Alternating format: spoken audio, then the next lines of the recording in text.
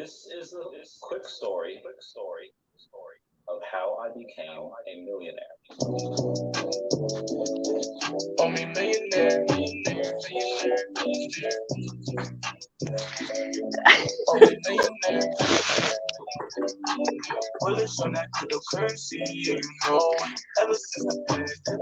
What's happening, everyone? What up, fam? What up, fam? Happy Saturday, everyone! How's it going, everybody? Welcome to the channel on this Saturday evening, morning, afternoon, wherever you are. Thank you guys for tuning in today for this extra special chatting Saturday. Was it Saturday? It's Saturday. Saturday. That was great. It's Saturday. I'm gonna have to start doing that on a flipping Saturday now. That is definitely gonna be my new thing for sure. But Rhys, thank you so much, lad, for coming on your Saturday, dude. All good, all good. Saturday morning here, so the day hasn't started. Okay, good. Good way to kick it off, right? You're still in your comfy, still cup of tea. Cheers, bud. Salud. Cheers. Salud. To the fam. Cheers, everyone. Hope you got your I hope you have your tea. You better have tea. I know, and this is a good example of how us Irish do not mess around when it comes to the size of the cups of tea. Right? 20 ounces of goodness. Oh, dude, what a way to start. Alex, morning. I think that's Alex, my friend. Come on. Rhys, you're neither professional nor mature. Saturday. Ain't no rules on a Saturday. Exactly. Alex, come on. Next time you're on, this is the attire for Saturday chats only. Gotta say. The one. Yes, indeed. But Rhys, yes, man. Of course, everybody knows you. What's it? I'll take that. Hey, he's bringing it back. He's bringing it back. Make it quick and sexy. Let's do this. Oh, jeez. What are we doing? What are we doing? But we're here for one reason only, sir. This VeVe thing. Oh yes. This VeVe thing, right? Yep. I don't know if you've heard about it. Yeah, a couple of whispers. It's a pretty big deal. Yeah. Pretty big deal. It's yeah. I've just for everybody in the chat, this isn't going to be like an AMA. This is very much reflective of Chatty Tuesdays and kind of what we get up to over there. It's very chilled, very relaxed, and yeah, this is just going to be like a reflective chat about the past. Indeed. Are we gonna say 12 months? Yeah. Yep. I think 12 months. Yeah. I was just looking at the first monthly wrap up that kind of went out, and that was just under 12 months ago. I published it on March 1st. And my goodness me. Yeah. It was what? Should we start there maybe? All right. That's a great place to start, because that's definitely actually your VeVe birthday. When is that? It would have been probably October 2020. Okay. 2020, yeah. So I was obviously in the first round of beta testing, yeah. So it would have been before the very first drop, I think. So you've had yours. Yours would have been like October past. Yeah. Awesome. Yeah, for sure. Prior to that, I mean, I'd worked for Ecomis for almost 3 years and had never seen the app. You know, like it was like Dan and Dave kept it as close to their chest as they could for, so we didn't let competitors in on what we were doing. But, you know, there was a lot of, actually, it wasn't even misunderstanding at that time. A lot of hesitancy from licensors and things. And we couldn't use the app. We couldn't promote what we were doing until the product was live. Oh, yeah, it was all had to hold on to things. amazing. Big price prediction. Dude, that would have been, dude, can you imagine? Like, we all imagine the massive task that you guys have already in holding NDAs, holding your tongue, and like talking to us all the time. But I can't even imagine holding the app and like everything, like holding the entire project close to your chest like that for that amount of time. Yeah. Fair play to you. Fair Thanks. play. Thanks. I mean, we there was definitely some cracks every now and again. We let some details slip, and then had to, shut our mouths for a while and hope it just went away. But nothing gets past the fan. Like No. literally nothing. So, No. Yeah. It's definitely something that we've seen over the and as the fam has like expanded since March, since you put that since you put the article out. Yeah, it's the fam has grown, like, and the investigation skills of the fam have just just gone through the roof. But yes, take us back to March 1st, and what were you kind of talking about? What were the details of March 1st? Is this an album release stream? We're willing. We are willing. We are willing and ready and dressed. Let's have a little look. I'll show my screen here and we can see the first article. Oh, excellent. Yes, please. That'd be great. Can you see that properly? Yeah. Got it.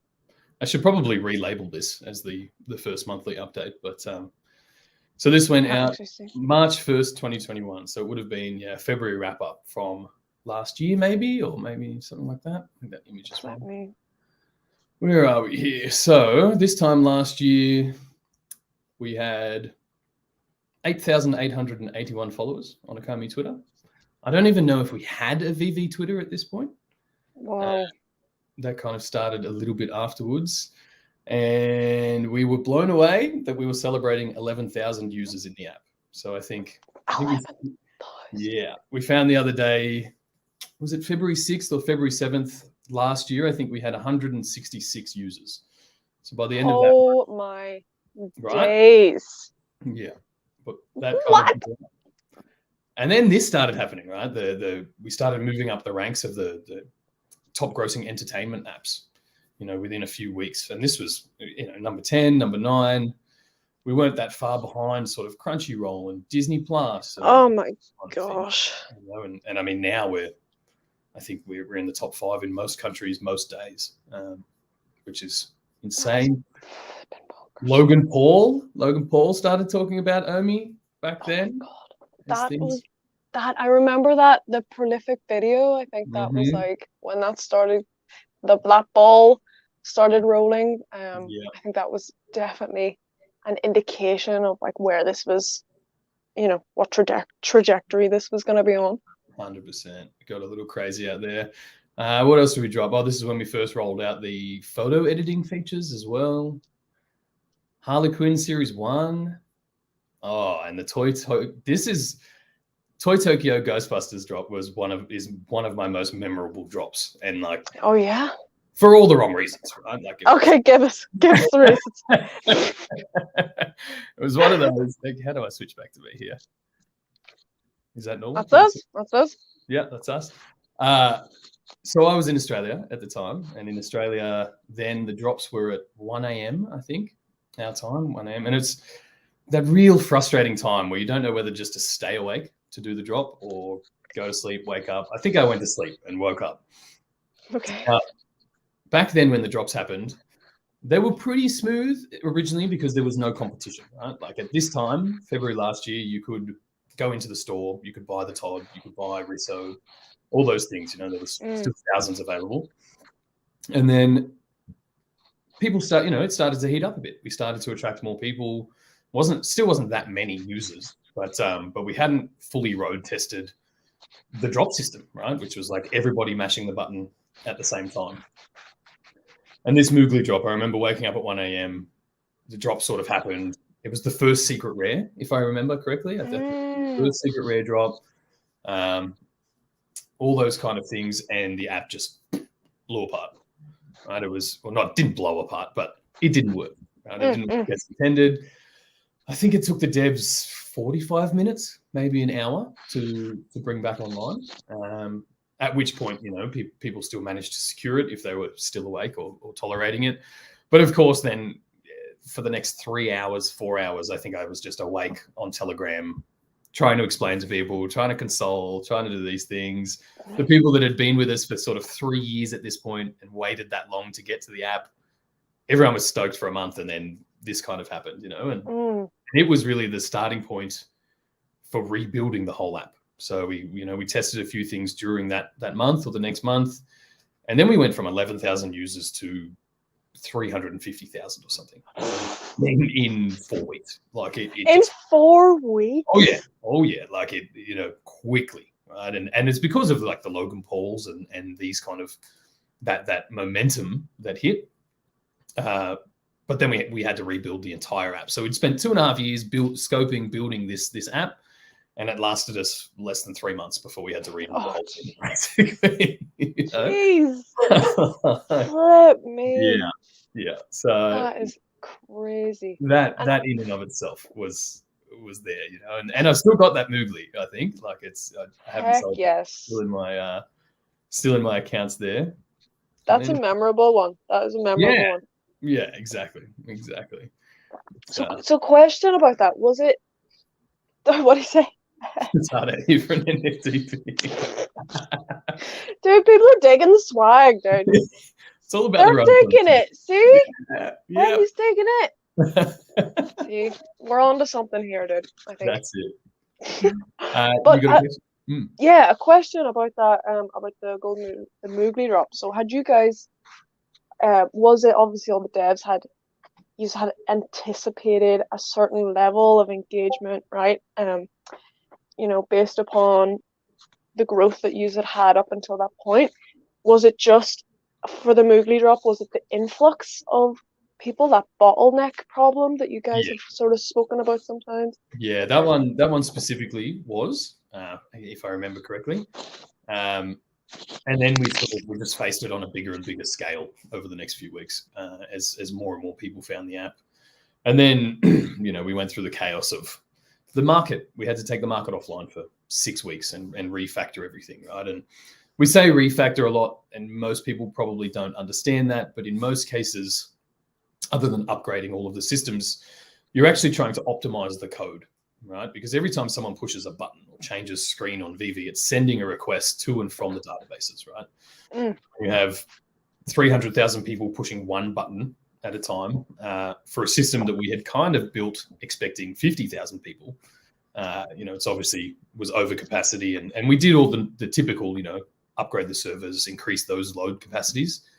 But ultimately, we had to literally rebuild everything, right? And optimize all those queries, try and minimize the amount of call data going back and forth, so that, because other than 300,000 people pushing the buy now button, they're also going in and out of every screen and trying to rebuild the app and close and open and all those things, and that wasn't an easy call to make, right? To say, hey, we just launched this app, but now we're going to take half of it offline so we can fix this thing. Of course. But if we didn't do it then, I mean, imagine trying to do it now with 2.1. Oh, jeez. Oh, there'd be no way. There'd be no way. There'd be no way. So, yeah, very props to Dan for having the balls to make that call, but having the foresight to see that this had to happen then. Definitely. Like you kind of rip the bandage off whenever you're just getting started, like you say, doing a job like that, like taking the market offline for that amount of time, like trying to make those kind of back end fixes now. With the amount of folks, there would just it would be much more difficult. So fair play to Dan for taking that initiative, and that's a huge you've been working on something for so long, and then to have the gut and the gumption to be like, right, it's not right, this is what we need, that's huge. Like. Exactly. And I mean, I think a lot of people maybe forget this fact, but like, we have pioneered this technology, right? We didn't it's not like there's a set playbook that you could just go and find and say, okay, this is what we need, right? So even in that 2.5 years of building, we'd try this, we'd try that, and eventually built our own tech stack to be able to handle it, you know, and we see it working incredibly well now, even though we'll change the system soon. So yeah, so there's a bit of that. And then can you see my screen again there? Yeah, we got you. So we also then, and this, you know, we haven't officially put out like a press release for this kind of thing yet, but we did announce General Motors back then, so 12 months ago. And we initially acquired these guys because we had the Ghostbusters license. And then we, you know, to actually make the Ecto 1, you need the Caddy license, the Cadillac license. Okay, right.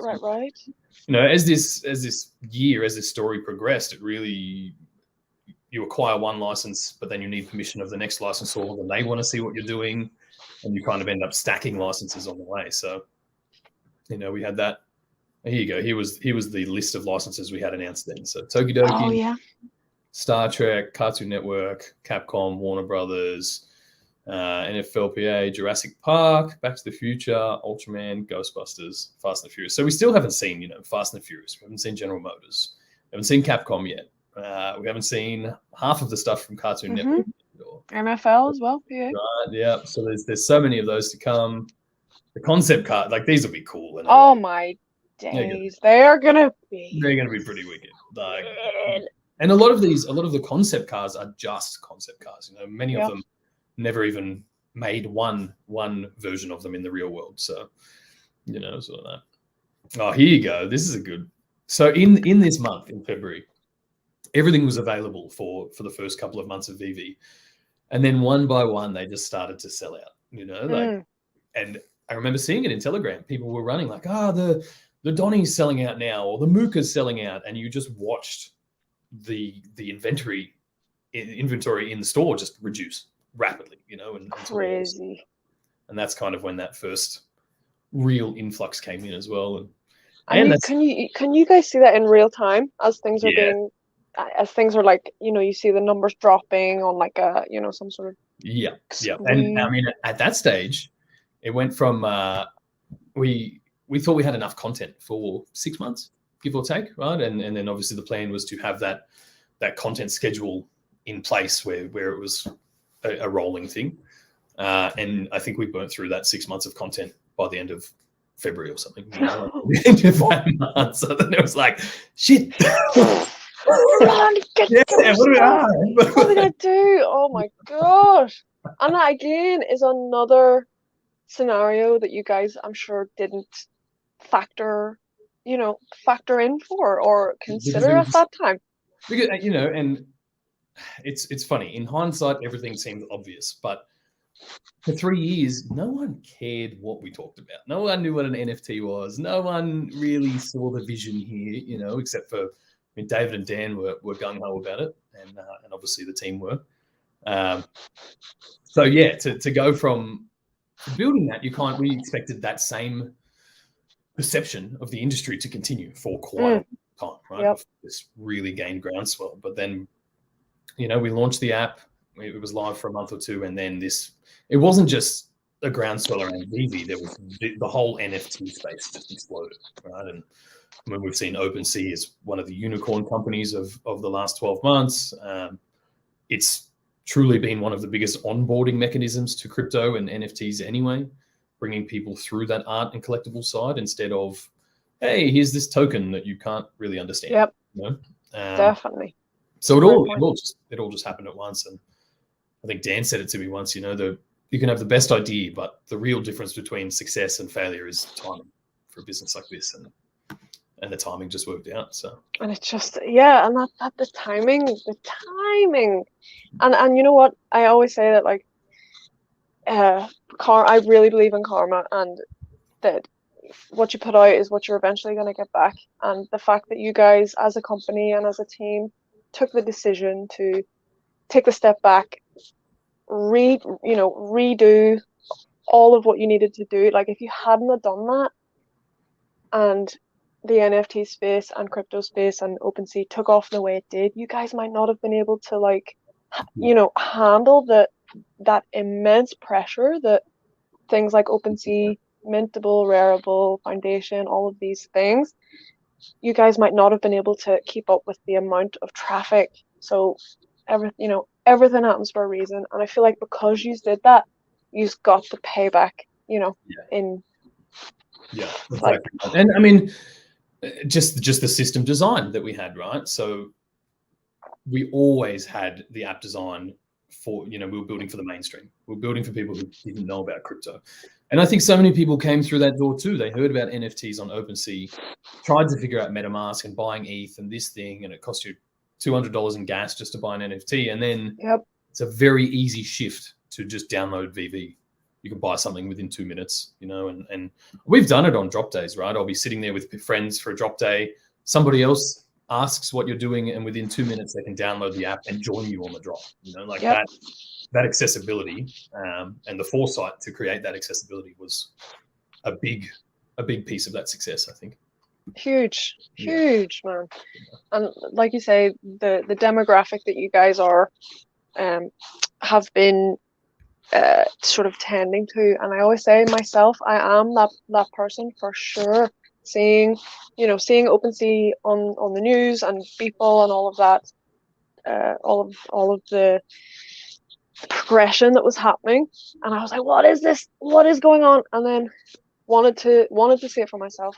Didn't really understand it. Didn't have that community of folks in my life that could explain crypto or anything. And through VeVe, I met that community of people that were able to teach me what crypto was, how to buy it, where to get it, what it meant, all of and then the Web3, and it kind of just opened up that door really organically for me, and I'm sure a lot of people. What's your VeVe birthday? Was it this time last year you joined us? It is. It's 15th of March, I believe mine is. Yeah, so smack bang in the middle of March. Yeah.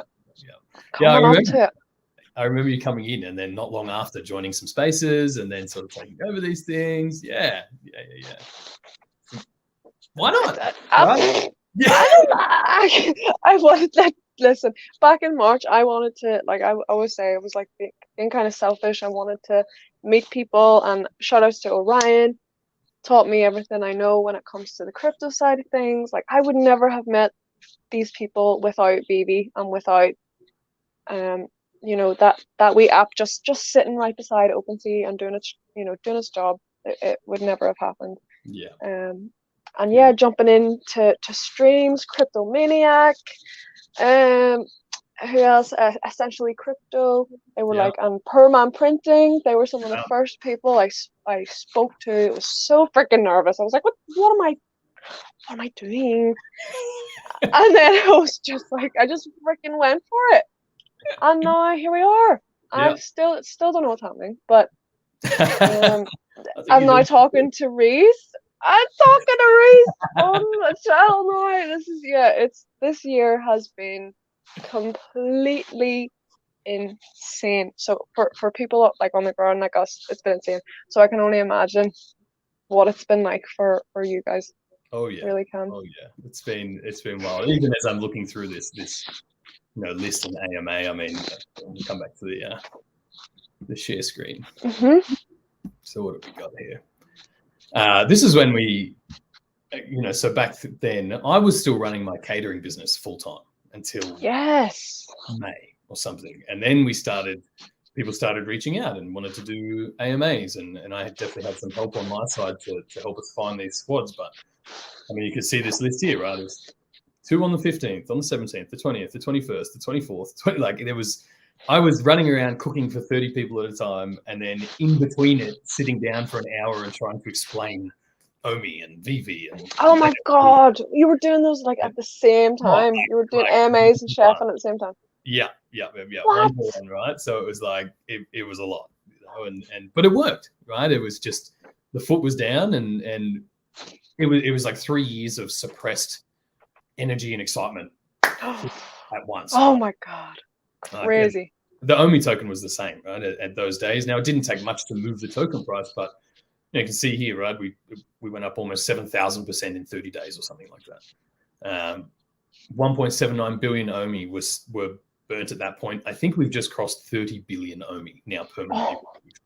30 billion. 30 billion in 1 year, right? And only ramping up as the user base does. And what were your projections like for not just you personally? Like, what were you thinking for the OMI side? Like, what was going to be the burn in your mind? Oh, the burn! I honestly I couldn't have told you, right? I didn't expect to see the token price where it is now or anywhere close to where it is now for years.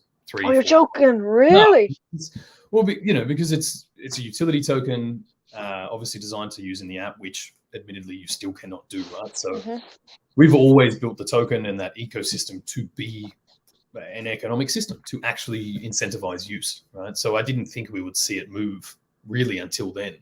But obviously people started to really plug in, understand us, understand what we were building and the value proposition of holding that token. So, that all came around way quicker than I thought. I think, honestly, one trading group found it, shared it to his whole community, and we just saw these green candles shoot through Crazy.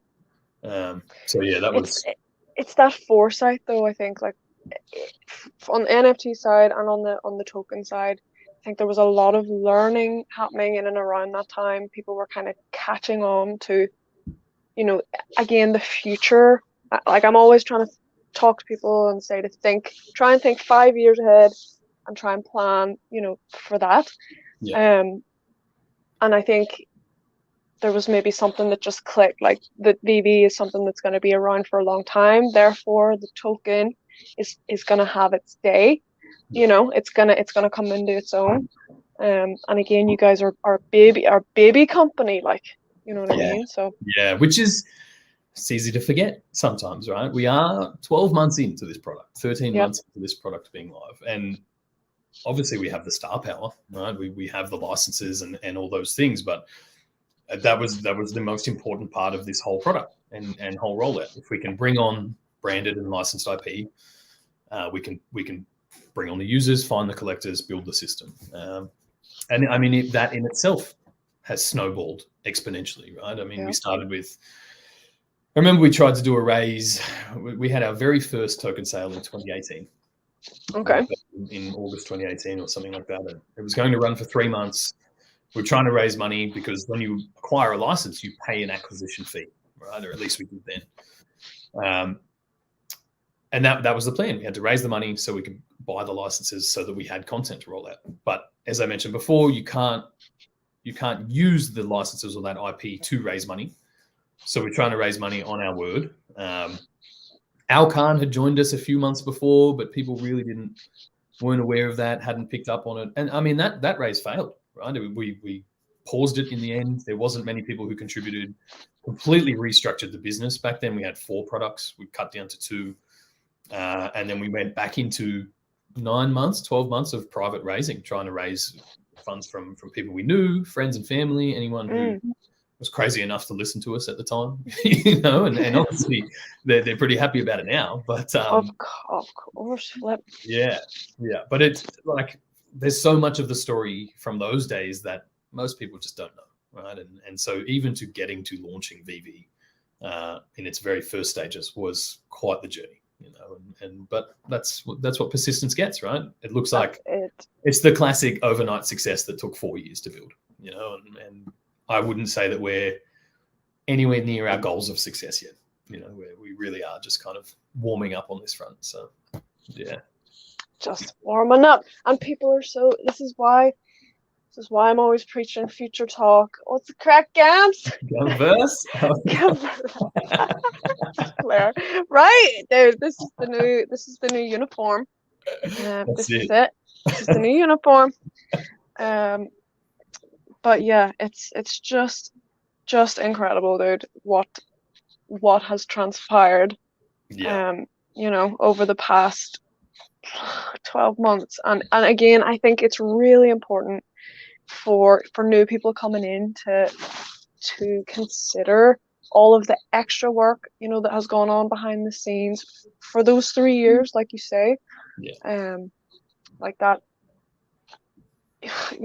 People just need to be aware of that, because even the sacrifices made. Dan and Dave didn't pay themselves until the product was live, right? Until we actually started generating revenue. I think even the first 12 months, I didn't get paid, right? We all just went, okay, this sounds great. Let's commit to it, see what we can do, right? And Yeah, man. you know, that for me, that was my, really Ecomi was my first foray into crypto, right? And, you know, I'd started getting into it a few months beforehand. And back then we only had the secure wallet, right? So we're writing about wallets, but of course then the biggest crypto crash that people had seen to that point happened, right? After the 2017 market, nobody cared about wallets because nobody wanted crypto. So it was like, okay, next thing, right? what else can we build? You know, and I think it was the crypto kitties craze at the end of 2017. So if people weren't around then, crypto kitties, they're these 2D digital cats. You could breed them and make a third cat. That was the game.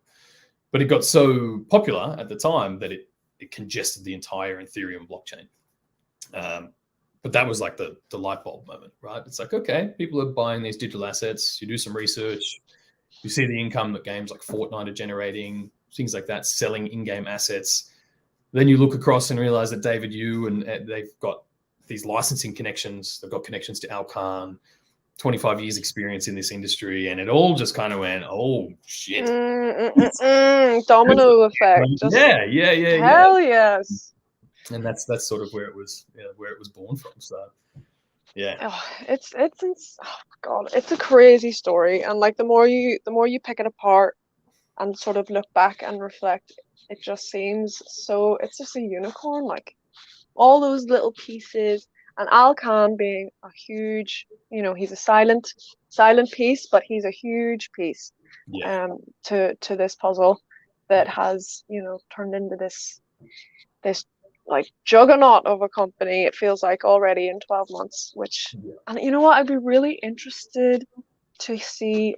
Obviously, I'm sure you guys have spoken to Alan, you know the crack with him, but with his experience in company building,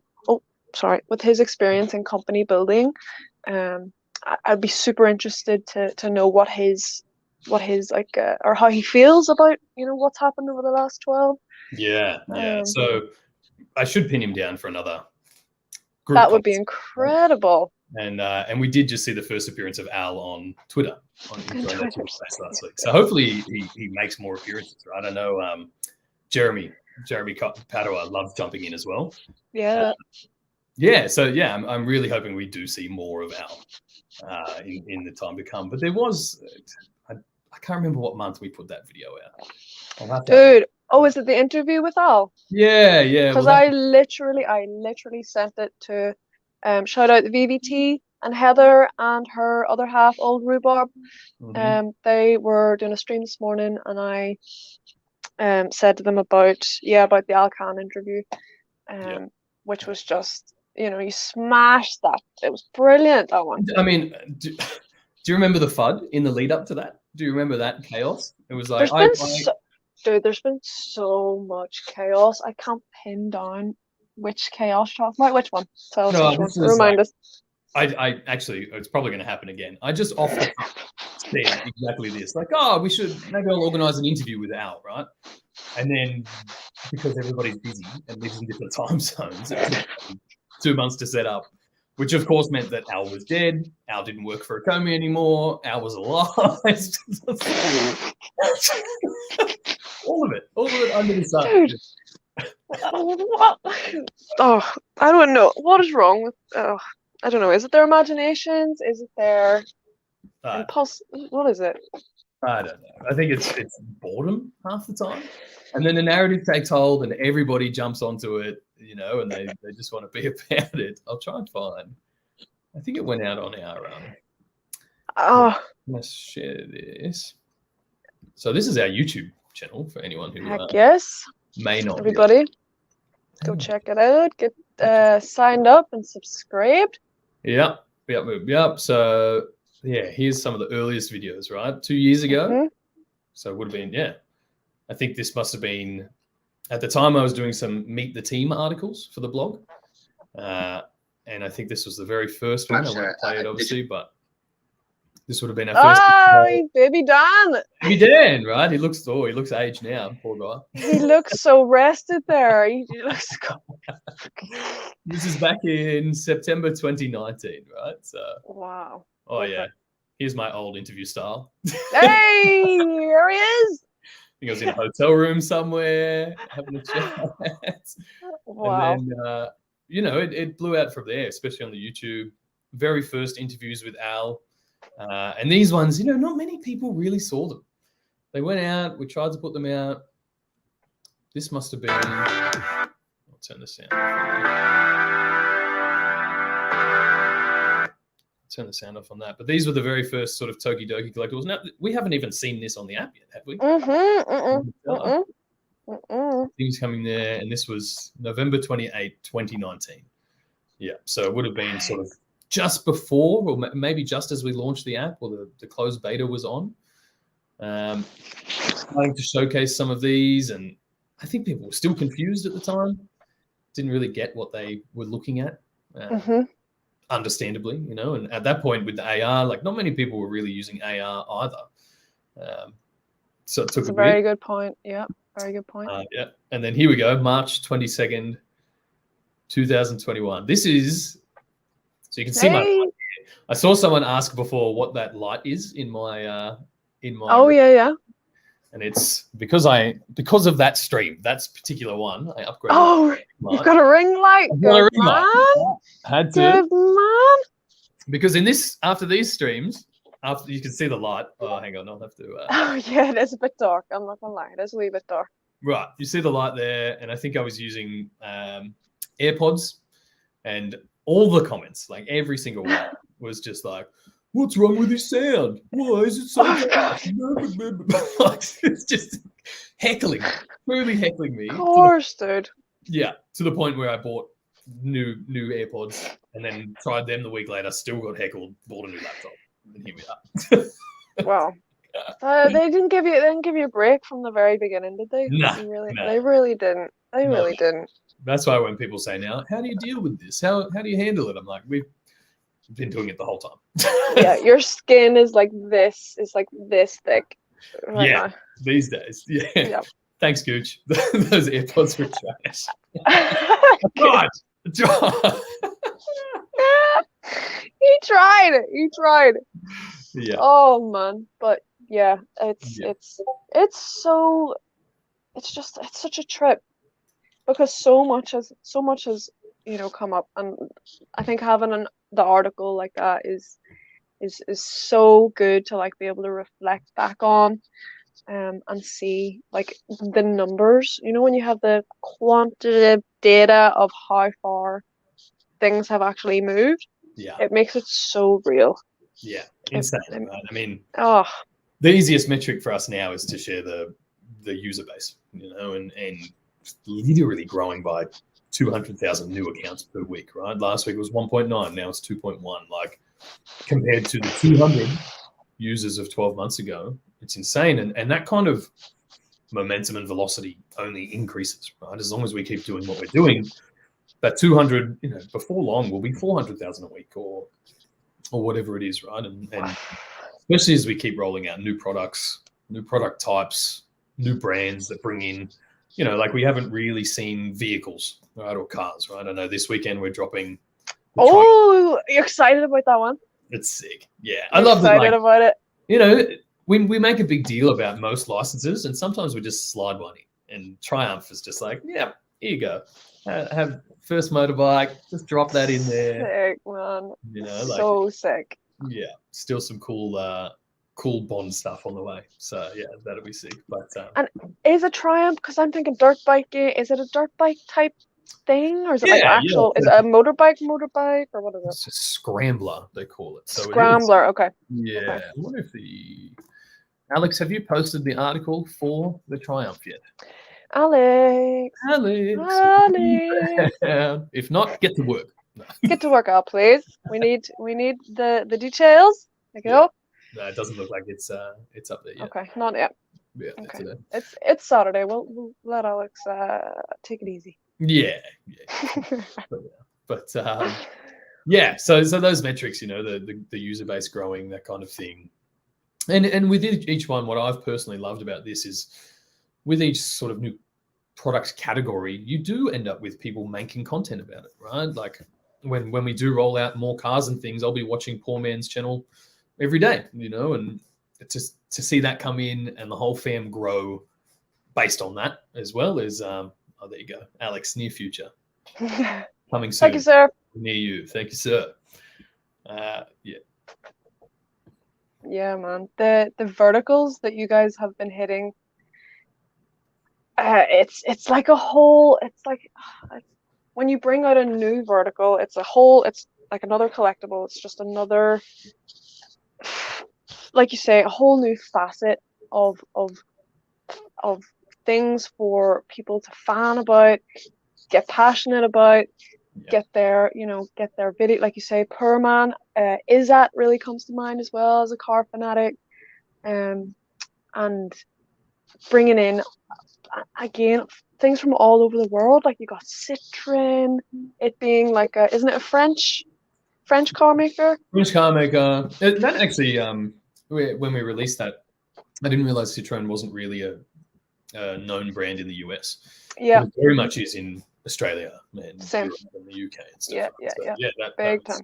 That was pretty surprising, but yeah, exactly right. And obviously that's only a portion of what we've announced. So exactly, it's just a teeny wee bit.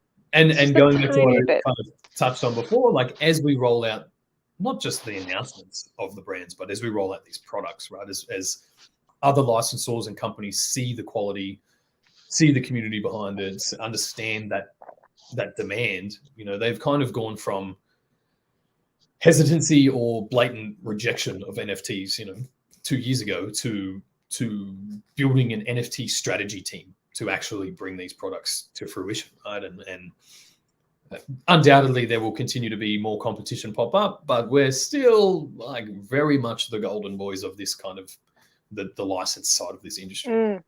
And that affords us a lot of trust too, right? And, I don't want to fast forward too far, but once we jump forward to Marvel, for example, or the Disney announcement, anyone that was on the fence at that point has well and truly come off the fence and understands. Indeed. So Indeed. It's pretty incredible.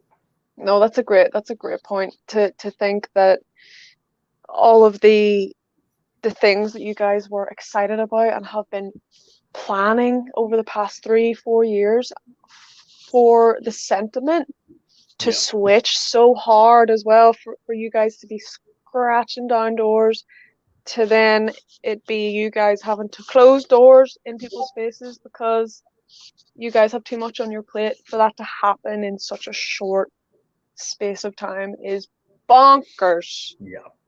Bonkers. Absolutely. And like the validation though as well that gives. For all of us, right? That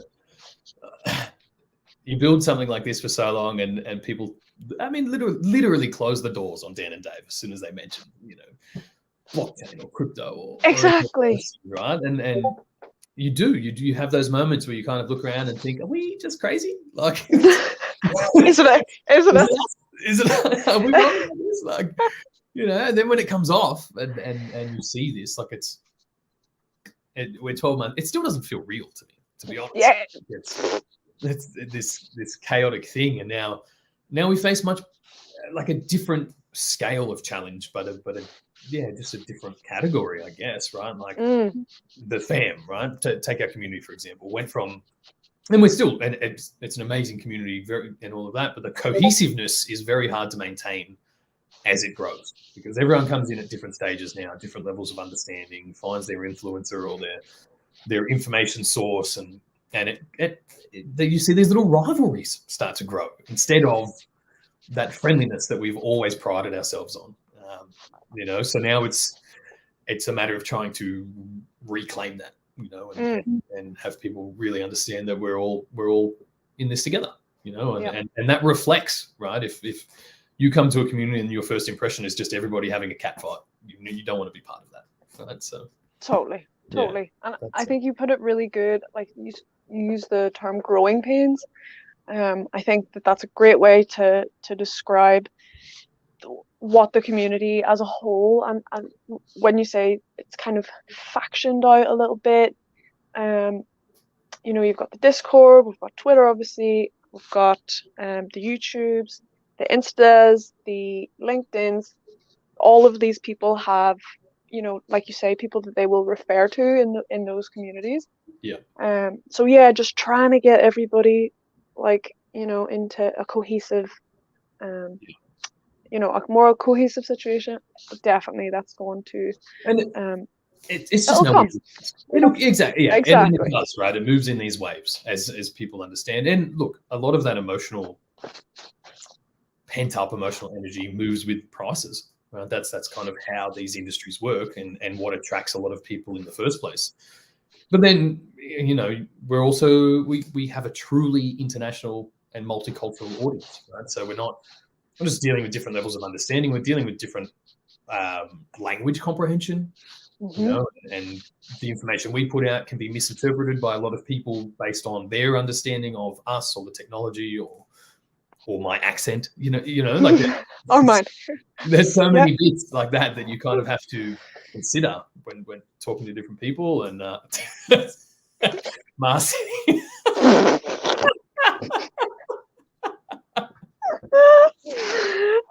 Jesus.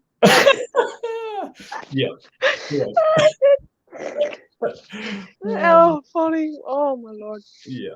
So it's all part of the journey, and it definitely has its ups and downs, but there's a lot more ups and downs, and a lot of people have a very different understanding of business, what it takes to start a business. Yeah, for sure. It's one of the best growth journeys you can go on, trying to start a business. And I think that the people that are more understanding of delays or any of those things do understand what it takes to try and create that cohesiveness, but also that product line as well. Yep, definitely. Mm. I think that, again, great points about that cross-cultural community that we have, that we're building. And again, it's only going to expand when more countries come in, when you get localization, when the app and the team are slowly building your capabilities. The people are also gonna, they're gonna flood in. Yeah. And I think that I was thinking about this the other day, that VeVe are doing something that I haven't really seen, and it's about that cross community, the uplifting of cultural traditions and things that, stuff that you're gonna, in the West, is very revered and very well known, but maybe you're gonna have some Eastern IPs that maybe aren't as well known. But VeVe is, again, bridging the gap. Yeah. And bringing all of those cultures together, so that they can learn about each other, so there's like that cross-pollination almost 100%, yeah, happening, 100%. which is fantastic to see. Yeah, so and cool. We're introducing people to new products, new brands, new IPs, right? Like Pilly Fantasy. I had no idea. Yeah, neither did I, but I am obsessed. They're awesome. Obsessed. So cool. Yeah, Man. there's even going to be plenty more of those kind of things. So, I think Dan Shawbell said it in an interview a few months ago with Taps, maybe, right? And I saw it in a comment earlier, where people are saying, well, now they're buying the physical counterpart to their digital collectible, right? So VeVe is making new collectors. It's also co-marketing physical products, right? And at the moment, that's disjointed because it's just a personal desire to own the physical. But we obviously have plans to release physical and digital pairings with things as well. So, where this industry maybe was seen as competition to the physical counterpart, I think it's really starting to evolve to support of the industry. Yeah. And improve some of the practices in that industry, right? People are so concerned about the environmental impacts of NFTs without really giving credence to what it takes to make a physical toy, all the logistics that are involved to ship that, all of the already environmental impacts, the environmental impacts that already exist. So if the focus on environmental, on greener technology and NFTs also positively impacts the physical side of things, it's even better. Win-win. Yeah, totally. Win-win. Yeah. Because it's very interesting. Like, that's something that I would talk to whenever you're talking to people about NFTs in general. I found that are coming in, you know, you have that negative stigma that, you know, obviously the environmental impact is there, but we don't, that consideration, it's just not something that you would ever, you're going to consider the NFTs and how they're bad, but you're not going to consider how everything that we've already been doing for years and years and years, like how that is also, you know, detrimental and has its own issues. Yeah, not to mention, you know, in the physical product world, like not everything becomes a collectible, right? Like at the moment on VeVe, yeah, everything is a collectible because there's so much demand, right? But traditionally, maybe 1% of things that are made actually become collector's items. Everything else is in landfill somewhere, you know. So it's not that whole process, that life cycle of product to toy to plastic to, you know, 10,000 years to decompose or whatever it is. Like, it's anyone who truly believes that's a better system than a digital product probably needs to look at the facts a little. But yeah, like I said, if we can benefit both sides of the ecosystem there, then it's even better. Yeah. 100%. Again, thinking 5 years, you know, 5 years ahead, down the line, and how quickly and how often as a society our perceptions can be changed, and, you know, some things that we would deem acceptable at this point in time are now no longer, and that's something that's always evolving, and especially with technology, and in the way we consume it, right? It's always moving forward. So for this to sort of go hand in hand in a positive way, yeah, you know, that's you're ticking all the right boxes. Yeah, exactly right. And like we said, you know, bringing in new people, like new people that can find community, right? I mean, I think we should always acknowledge that obviously the pandemic was probably one of the biggest catalysts for a product like ours, right? Everyone's at home more, spending time more, trying to find community or have a relationship with friends that just became exponentially more difficult. And it's one of the things that I have always found the most amazing of our family, our community, but how that evolved. I mean, we've all found each other across the world. You know, we communicate with each other all the time because we want to. We go to events to hang out with each other. You know what I mean? Like, I never really, I didn't foresee that. I didn't foresee that kind of true family coming from this, and people, you know, going as far out of their way as they can for each other to help each other or to meet or to hang out, you know. It's so cool. It's so cool. It's just like another layer. Yeah, and you really didn't expect any of this, any of the, like, you know, the family, we call it the fam, like, you didn't expect the fam to be what it is. Yeah, exactly. I mean, yeah, I hoped, I guess, but same thing. I had spent sort of 3 years with our very small community in Telegram, you know, and it hadn't sort of evolved to this point, you know, or anything.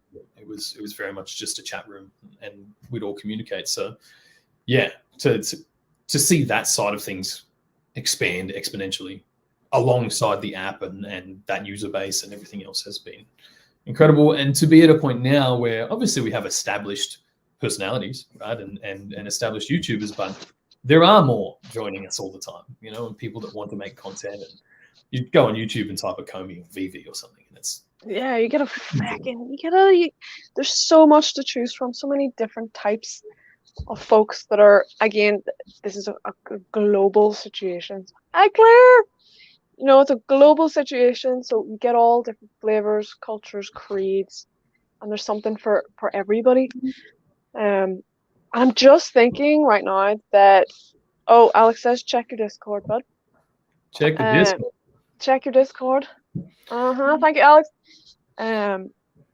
But yeah, one thing I was just thinking there about when you were talking, that VeVe obviously has a certain level of focus on community, because you all have the community feed in VeVe, and that's where kind of, you know, people sort of talk, kind of can communicate to a certain degree.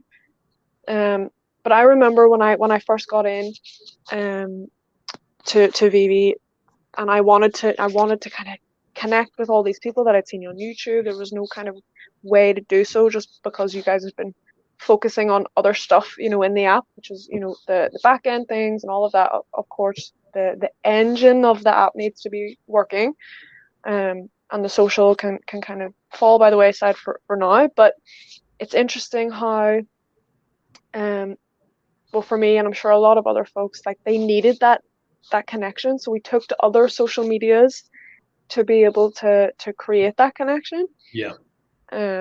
And hopefully, I was listening to your guys' AMA yesterday. Shout out to the Discord. Hell yes, it's awesome.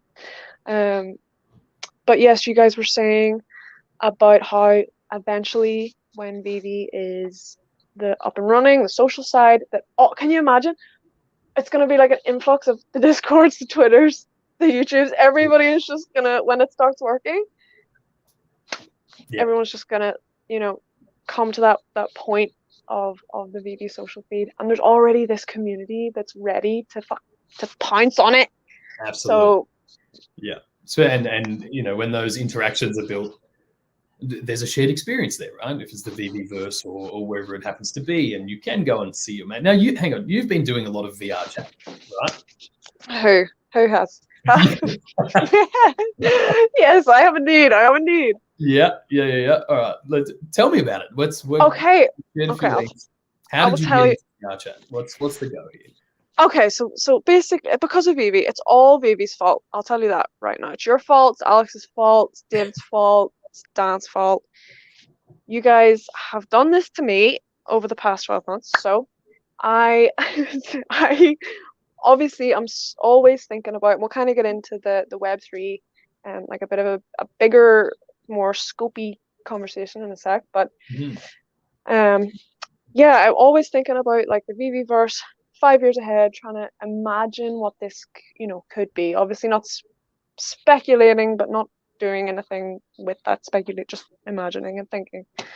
And I really wanted to see if there was something that was out there already in the universe, on the digital internets, that would kind of compare in some sort of way to what you guys were describing. Because I'd always sort of think to like The Sims, or not Fortnite necessarily, but like an online. Sims is good though, yeah. The Sims, yeah, like The Sims, but where you're the Sim and you can talk to other Sims. Like that was kind of how I imagined the VeVeverse and what that is kind of striving towards, because you've always talked about the social feature and the social side, and having your friends around and discussing, talking, whatever. So I basically wanted to see if there was something that existed on the internet that was sort of like that, and I found VR chat. Right. And didn't have a VR headset or anything at this point, so it was just like a desktop online game kind of experience. And yeah, I was playing on desktop, and you jump in to it's kind of like a game, like Second Life, or very, very much like Second Life, I think. So yeah, I jumped in. I had no idea. I'm not like a PC gamer or anything like that, so I didn't have a freaking clue what I was doing. But you kind of get thrown into this world, and you're able to access all these different types of worlds that are all user generated. It's like an open source platform, so it's not like anything that we would be dealing with. You guys are obviously the commercial entity, the licensed entity, bringing in the crypto side and the Web3 and all of the blockchain. That's sort of not what VR chat is doing. It's a free game, open source. You can access it from your laptop or VR headset. And yeah, it was really cool. I was like, this feels like what I imagine the VeVeverse will eventually sort of be.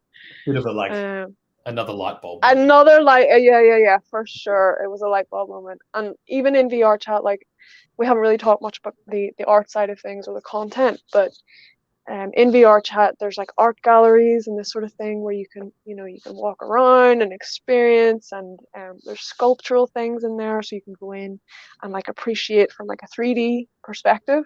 Mm-hmm. So all of this, I was just like, oh my God, okay, I can see my Cozy and Dan Uprising, poster up there. I can see my Tristan Eaton Bunny sitting over there. I can, so it gives you that, I don't know what it is. It just solidifies it. Yeah, it solidifies the idea. Yeah. Have you explored Decentraland or Sandbox or any of the like blockchain metaverses? I've attempted, but y'all know that I compute on a it's a I don't know it's a freaking Nokia 33 piece of 3350 piece of cardboard computer. Yeah. So my God, it cannot hack Decentraland. Okay. It can't hack it, which is unfortunate, but interesting. Like, obviously the VR chat, that's all accessed. You can download it through Steam, and it's like an app you can play, so you have to download it and everything.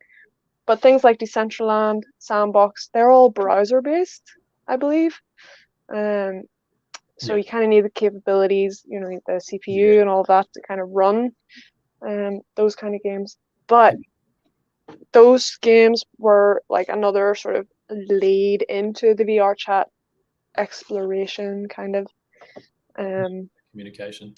Yeah, you see definitely. those you see little glimpses of this, what will eventually be that fully immersive kind of world, right? Even PlayStation games and things like that, you've been able to communicate with people you're playing against for years, right? And kind of thing. So bringing together all of those experiences, right? I mean, obviously ours is more the collectible side to start, but the communication, the social media side, and the gaming and the shared experience, the quests, right? That sort of were born in World of Warcraft and that kind of thing. Yes.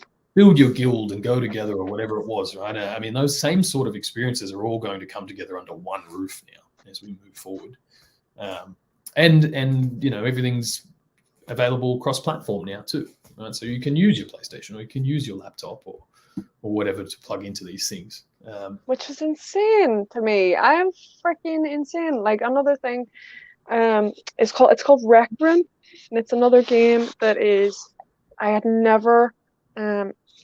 VR chat is desktop and VR only, but Rec Room you can play on your VR headset, and I was playing with my sister who was on her phone, and she could see me on her phone in my VR, move my arms and everything.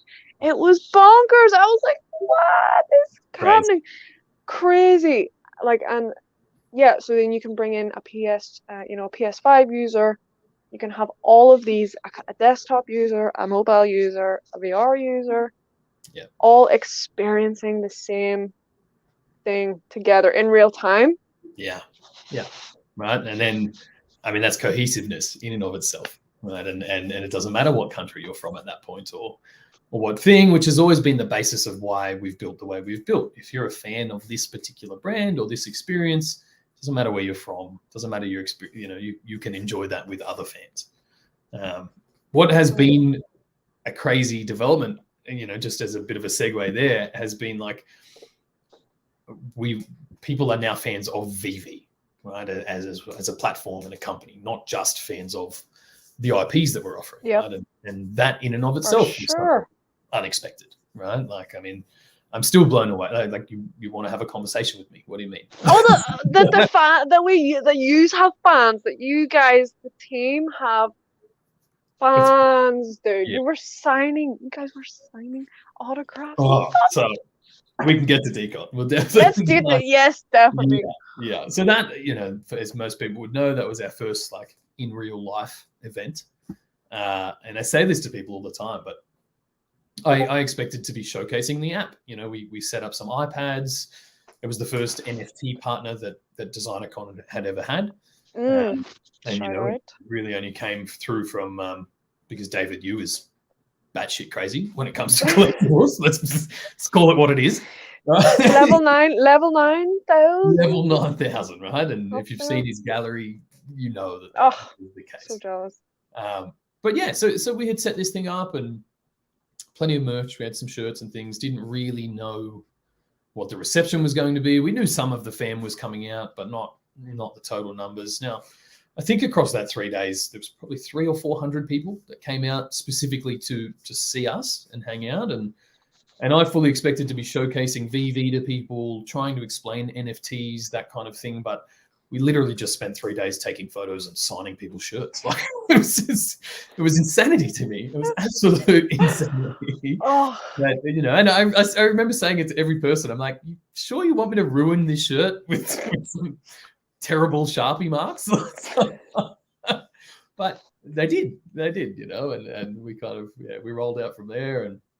And then obviously, you know, when DCon closed down, we all got to know each other behind a couple of beers. And that to me, that the whole DesignerCon experience, everybody who came out, I mean, huge shout outs to everyone who came to see us and enjoy the convention. But that will always go down as one of my best memories. Yeah, for real? Yeah, absolutely. Beers with the fam, unreal. Just getting to actually hang with the fam, not behind a screen, getting to know people for, you know, like the actual people, not that we all put on personas online, but everyone carries themselves a certain way. Yeah. And that goes out the window when you've had a couple of beers. So Definitely. Like that's a great, again, the point that you say that, you know, we've connected over VeVe mostly, and then we're all, you know, we faction out into all the other things that we're connected over. Yeah. But yeah, for it's I think it's called a parasocial relationship, where you kind of have this thing online where it's like you know each other to, you know, like a certain extent, but like some people can kind of feel like,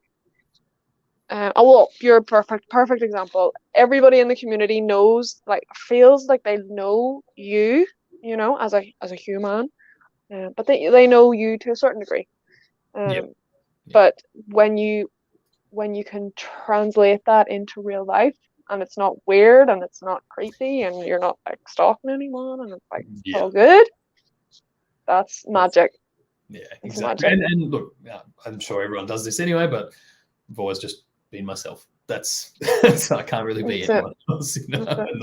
And thankfully, people accept the pink fluffy robes. And I know, and we were meant to take these off ages ago, but listen, we're running with it now. We've got them. I was going to swap to these little bad boys, but you need to show them. Show them. I think they're a little bit more outrageous, and I feel like Cyclops a little, but you know, they've seen a party. These guys. They are. Listen. Bedazzled sunglasses are the only way to go. The only way. You know, if you have them there, go for them. Do you think I could be really unprofessional and run to the loo? 100%. Yeah. Can you sort the comments and say I can sort the comments, everyone? Yeah. Okay. Go for it. Give Alex, me 2 secs. Just tags me in the Triumph article, actually. So let's screen. Yes, save it for me. All right, I'll save it for you. Rhys already got wearables. These are actually AR glasses. They just haven't released them to you yet. That's all that is. Just on that, fam, if you haven't seen it, we'll go through it in a second anyway. But bad luck, OBL. Let's have a look here. The Triumph motorcycle blog is available on the VeVe blog. This thing looks incredible. If Alex, if you're still in the comments, I'm assuming this isn't an animated vehicle, but we should definitely work on some burnouts at some point. If you haven't seen that, fam, go check it out. I think you meant to say bedazzled, not bedazzled. Very true. Very true. That's too good. Hope everyone's having a fantastic chat today, fam. It's just drivable. Yeah, it's no T-Rex. I'll give you that. Animated with sound. Confirmed. I have to give the article a proper read. Look, shooting on the Big Lebowski was pretty tough, actually. Those guys are hard to work with. Like, they accepted me as is. It was a great Great intro to my film career. What?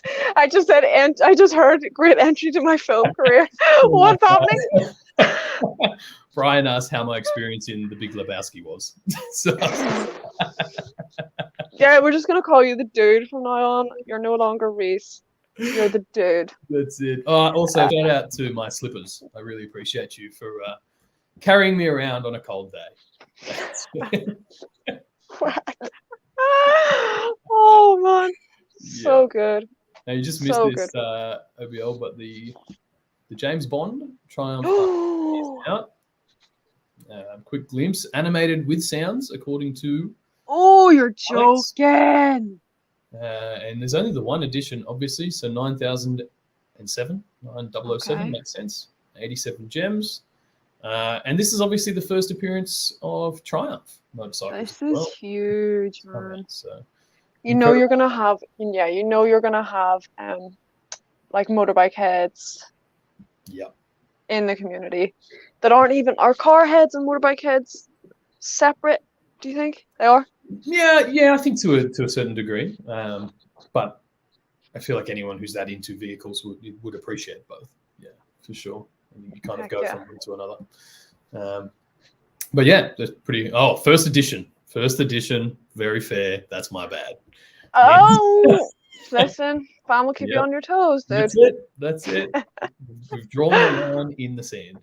Indeed. Yeah. That's amazing, dude. And the detail on it, the detail on that bike, Yeah. looks major. Incredible. So all of these, you know, I think people have seen the content game step up from the earliest sort of Batmans to what we're releasing now. And that continues, right? As phones get better, as those screens and displays get better, what they can display, like it's only going to step up from here. We've added to our creative team recently as well. Welcome to new creative. And I don't even know their job title, if I'm honest with you. Okay, excellent. But I'm sure we will intro those guys to you at some point as well. Fantastic. Yeah, which Always good to hear, man. Yeah. And that's what we have to do. I know a lot of people always ask about our plans to scale. You know, how are we going to scale the team? And we're always scaling the team. It's just a matter of finding the right people in the right place. Exactly. And you have to be selective. It's not like you are going to be like, yeah, sure, come on. You know, you got to make sure. And it still happens, right? We still bring people sometimes that you don't truly know how someone's going to perform or fit until they're working with you. You know, and then it's not just hiring someone. It's not like you hire someone and that day they're in and good to go. You know, it usually takes a few months of lead time and training on what we do to be able to put that forward too. So, yeah, but that's part of the journey. Yes, part of the business. Dude, it really is incredible. But I will say that the assets from back in the day are still tidy looking, though. They are still. Yeah. You know. Compared to, and I don't want to throw any other project or art. Of course not. But compared to some of the things you see sell for outrageous prices, you know, as 2D images or whatever. Yeah, like the Todd is killer. Like that and the Risso, and I mean, yeah, badass. Yeah, they look a little more animated than say the Supergirl we released last week. Like we're starting to really get that photorealistic appearance, which is incredible and as expected. But yeah, it's great. Oh, I have a question. Okay, about just maybe think there about when this eventually, you know, we're moving towards more technology that this is going to be, VeVe is going to be able to be accessed from. So when it comes to like the quality of I'm not a flipping dev or digital person whatsoever, but I can imagine seeing an asset on your phone and the detail and like how much juice goes into making it. I don't know what the words are, but that it's so high quality. Like I don't even know. Can you appreciate it to the nth degree on your phone? Like do you need something that has a bit more power and is like able to is it render process? Render, Render. like, that's what I would say. Yeah, so yeah, pretty much. On the phones and on probably the newest phones with the nicest big screens, you'd be able to truly appreciate these things. But that in itself is a challenge, right? You're trying to make these incredible high quality 3D assets with animation and sound effects, and then you have to compress those things to work on heaps of different types of phone, right? It's not everyone's running the latest iPhone with a Samsung 2000 and whatever. Yeah. Right? There's a lot of other phones out there, so you need to make these assets as ubiquitous as you can across those devices. But once we move to the web platform, and we are using a lot more, we have a lot more juice, right? With processing power and all those kind of things, and bigger screens and all of that. Yeah, I think that's when the details on these things will be easier to appreciate, right? I know that people in the fam who find every little detail in these things. Oh yes. And most of the time, stuff I don't notice. So I get messages: Is this the Disney pen, the Elsa, for example, right? The Elsa in the foot, the Disney pen. Yep, the pen, the wand, the quill, everything. whatever we can come up with. Whatever it will be. Yeah, it will be. It will be. And half the time, you're like, yes, that's what it is. Take it. Dude, he's deal with it so well. Again, you really do. You really do. It's like kids, all of us are like kids in a candy shop, and any little bit of anything that we can try and, paint into this big full picture, obviously, because, the company is such a baby still, and all of our minds are like thinking way more in more mature terms. Yeah, they'll just build mountains out of molehills if we can freaking find them. Anything, right? Like, we've seen it in the last 24 hours too. I mean, with community sentiment for months, when's MTL coming? Now it's like, yep, MTL's here. Here are the fees. Couldn't cash out. Now it's the end of the world. You can't win that battle. Good. No, you can't win. Can't win. Yeah. You can't. But you can win for some of us. Some of us, you know what I mean. You can, and you guys are doing. Yeah, and look, a stellar job. We can't, you do take these things to heart sometimes. Don't get me wrong, right? When you're copping this constant barrage of doubt and abuse, and you really do have to have that self-belief in what we're doing to continue to wake up every day and open Twitter and kind of deal with those things. But at the end of the day, like, everyone is here by choice, right? And that's, I have to remind myself of that. Yes. Like, if you really do not enjoy this experience, like, go enjoy something else. There's plenty of others. There's plenty of other like projects. There's bicycles outside.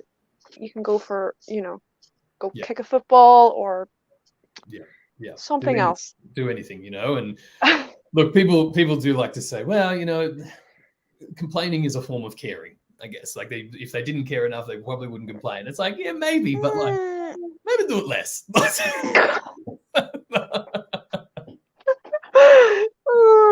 Yeah, no, definitely.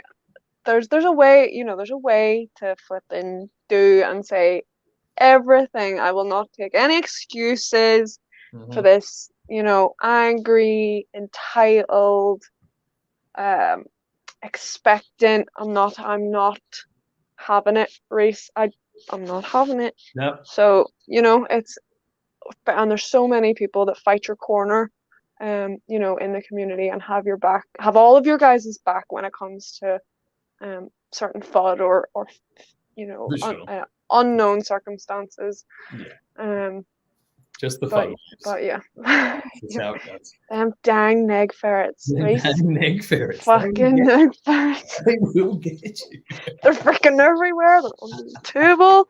They're everywhere, dude. Yeah, so good. Flip me. Hey, I might just pull the same move you pulled a second ago and run to the bathroom. Do it. I'll have a wee look. I'll have a keep at the comments here. Enjoy my background. And not. Oh yeah, thank you. You guys see this? This piece of art. Lovely. Who can I see? The Hulk, Superman, is Batman up there? I can't see. Just while he's having a wee. Thank you guys so much for coming and chilling with Rhys and I on a Saturday afternoon. We're in our comfies. Sunny's on. You know what? Like, I'm just getting out of bed. Maybe it's a good thing that I've got my sunnies on. Yeah, this might be the new format, guys. If y'all are coming on for a chat on a Saturday, it might be in your comfiest dressing gown or robe or whatever you call it. Yeah, because I'm liking this vibe. I'm freaking liking it. Hello, dude. How was that? Feel better? Fantastic, actually. Relieved? Good. Feel much lighter. Good. Yeah, me too. Okay. But yes, dude. Go ahead. Oh, I was just going to dive back into the Web3 VR chat. Yes, man. Yes, sir. I was just gonna say we're on 1 hour and 20, so we'll sort of start to tie. Let's tie it up in a bow, and then we'll let you go because you've got some commitments today. And again, thank you so much for Saturday, flipping Saturday, dude. Saturday. Thank you, man. Saturday. They work. I might need to use that. I was just saying there that if I ever have anybody on a Saturday, it needs to be in the robe and it needs to be with the sunglasses. 100%. It's after hours. That's what we're doing. After hours, yes. Hell yes. Heck yes. But yeah, man. Okay, so yeah, I'm always on my spaces on Tuesdays. I'm always trying to widen the scope of the conversation, right? You kind of touched on Decentraland, Sandbox. Another one that comes to mind would be Chili's or Socios. You heard of them? Yeah, Chili's does the social tokens. Yes, they're like sports tokens for different teams and that sort of thing. Yeah, what else we got? I'm trying to think of other metaverse ones. Yeah. Engine. Yeah, Engine's probably one of the oldest. Yeah. Gaming NFT tokens. Okay. Things like that. Now I think it was last year sometime they got approval by Japan, being Japan the country, kind of allowed them to use the Engine token within games in their jurisdiction. Oh wow. But if I'm honest with you, I think we are still quite a few years away from a real adoption of blockchain gaming. And I think Dan's alluded to this before in AMAs, but as an existing gaming company, it doesn't really make a lot of sense to let people take assets out of your ecosystem, right? Especially if that is where you're already generating income. I think that transition really happens when consumer demand requires it. And even though NFTs have kind of blown up in the last 12 months, like they're still really haven't permeated that far, right? And true. Outside of VeVe and maybe some other guys coming up now, like there's still so many barriers to entry. You still need crypto wallets and ETH and this thing and that thing, and to understand why you're paying this much in gas, or why this costs this much, or why this takes 20 minutes to work now instead of 3 seconds on a centralized server, and that kind of stuff. So I think that real adoption of that part of the industry will take a while, but I think NFTs are definitely the gateway to that, right? And educating people on digital ownership, right? Because you really need to understand digital ownership. You need to care about it before you would bother using a game that features that, right? If it's important to you. And like most things in new industries in crypto, I mean, it's money will start that journey. When we saw it a little bit with Illuvium, people sort of holding that token and some other games like that, Gods Unchained originally. But it's the same when people hear the profit journey, they start looking into it. That's when those adoption cycles happen. But I think for gaming specifically, to really get to games that are like the quality people are used to on consoles and things, I think we're a little while off that. Yeah, I agree. I think, but it's always a good sign when you see big players like, say, Microsoft or some of these big established gaming houses that are sort of hinting at taking the step into the metaverse. And we see metaverse with inverted commas because it means so much more than what people kind of imagine it, I think, to be. But for sure. That's actually a really good point, right? Because it's easy to think of metaverse as just a gaming engine, or for lack of a better term. But the first real metaverse implementations we're going to see is probably in online shopping, right? And the way I like to describe it to people, websites at the moment are 2D, right? They're sort of dated. But your shop in the metaverse, or your website in the metaverse, you give someone a metaverse address, they transport themselves straight there. They can walk around it in AR.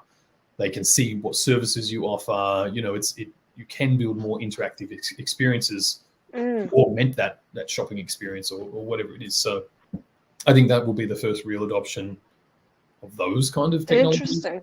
Right? And I mean, you see it now. You can do it with AR, right? If you're looking at a watch, for example, you can actually point your phone at your wrist and see what the watch looks like. You can do it with Heck yes. things like that. So when you furniture as well, you can do furniture like as furniture well, in your house. Yeah. right? Drop it in. When you can actually just transport yourself to the shop and look around and those kind of things. It's I mean, it's a bit of a double-edged sword. I hope it doesn't lead to us all just living our entire lives behind a screen. But at the same time, it as a consumer of any type of product, it's an incredible opportunity and creates that environment. The only people I think RFox. Have you heard of RFox? No, I don't think I have. Ethereum-based gaming metaverse company operating in Southeast Asia a lot. Okay. What was it called again? Give us the name.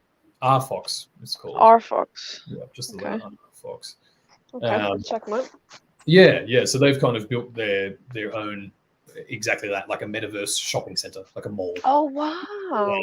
And then if you own that space, you obviously run a store, but you get I'd need to look at it again, but you know, as a store owner, you kind of can accrue a micropayment every time someone walks into your shop or into that metaverse, as well as, you know, potentially purchasing from you. So heck yes. Yeah. Wow. So that's all coming as well. And then the gaming side is the more fun side, right? That's obviously what we're leaning into with collectibles and the VeVeverse rather than. Definitely. There's so many, like that's bring up great points, dude. The conversation we had the other day, I had Brock on, who's a fucking freaking legend. He was in Chatty Tuesdays the other day, and we had a great chat about VR and AR and all of these, you know, the implementation of what it's going to look like. And we were saying that Web3 is kind of the coming together of the hardware and the software and the experience, and everybody getting, you know, everybody kind of like the right? Exactly. You now have control over your money and your assets in a digital space. And huge. That's like a concept that people don't really consider. But like you say, shopping, you know, commerce is going to be so different. We were talking about education and like learning through these new technologies and applications, like schooling, training for jobs using AR and VR. Yeah, which people do now with the HoloLens, the Microsoft HoloLens. There's a lot of training there. Oh, really? Yeah. If you look up, you'll see some demo videos. I think a lot of med students, that seems to be the sample I see a lot. Because fundamentally on the education standpoint, and it's going to take a long time to get to this place, but like the best maths teacher should be the one teaching maths to all of us, right? And the best English teacher should be teaching, you know, and again, the pandemic has accelerated online learning and the way that schools interact with that. I know in Australia especially, you know, kids were home for 12 weeks at a time and online learning. So, you know, I really think that education will transition into this as well as the brands and the opportunities. I think I saw JP Morgan, the bank who was always like poo-pooed crypto, just opened a lounge in Decentraland, right? So like, they're so sneaky. They're so sneaky, aren't they? I think banks are starting to understand that their time is limited, so they need to a little more. Like, let's get in there before before it's too late. We need to get our foothold, you know, in that sphere before. Like, but dude, there's so many businesses that even all of those things like shopping, education, learning, medical field, all of these things are really stuck in this like analog way of doing everything. That's analog. Right? Right. Yeah. Very disjointed. And for those for those institutions to, you know, come into the next couple of years successfully, they're going to need to assimilate. They're going to need to, like you say, NFT crypto teams are being created within companies because of the social shift, which is crazy. And I think that they are realizing now, because of the way the masses are kind of talking about it, sort of like even something like VR chat, like HoloLens, these technologies have been out for some years now. Like VR chat, I think, and this metaverse, World of Warcraft, Second Life, they're all things from like back in the day. But because of the pandemic, and just as technology is like moving forward as it does, exactly, they're gonna need to catch up. Otherwise, they're gonna fall off the freaking bandwagon. Like, exactly right.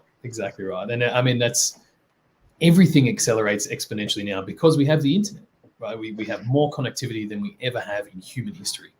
So one idea can be spread around the globe in seconds, let alone, you know, days or weeks, right? And as you just said, as those paradigm shifts take hold, it's only going to happen quicker and quicker, and the companies that aren't reactive enough or you know, don't have enough foresight will just be left behind, right? I mean, not to throw shade on PayPal, but PayPal stock is trading like a shitcoin at the moment, right? It's down. Oh, you're joking me. No, I think really? Oh yeah. It dumped, right? And PayPal. Oh shit. Something else as well, but I mean, when I saw it, then you ask the question. It's like, well, who actually uses PayPal now, right? Like, if crypto obviously supersedes it, I think PayPal has put more energy into. Is it Venmo that they run now? Anyway. I'm not sure, but weren't PayPal? Well, they were trying to implement some crypto. They now offer crypto, right? You can buy crypto through PayPal, right? So they already have identified that, okay, we're losing market share here. We need to transition. Now, if that's where their focus goes, sure, I think their stock will recover. But it's funny to see how quickly the market can price that in when that realization is made. Like, oh, okay, well, here's this system that's better and faster and cheaper and more accessible. Why would you use the PayPal system? You know? Exactly. So moving forward, I mean, that a lot of these companies that have had a monopoly for a lot of years over payment services or their products or all of those things are about to become semi-irrelevant. You know, semi-obsolete. If they move with it, you know, and even what we're building now, so I guarantee you 12 months from now will be different to what we have now, and 18 months from there. And that's really the advantage of having such a tight-knit team. You know, we can be more responsive and we can build these things in, you know, and people like to say, I did see one comment when we posted that this stream was happening, asking how we deal with the delays, right? Or like personally, how we kind of take that. But I think there's misunderstanding there, right? I mean, 12 months ago, we started scoping out, well, not even 12 months, 8 months ago, we started scoping out the MTL, right? Which originally wasn't part of the plan because we could use OMI, right? Then the rules changed, that got wiped. Okay, we need to pivot and find a new payment system. Then while that's happening, the whole app falls apart, you know, or didn't fall apart, but we had to refactor everything. So all our dev space went there.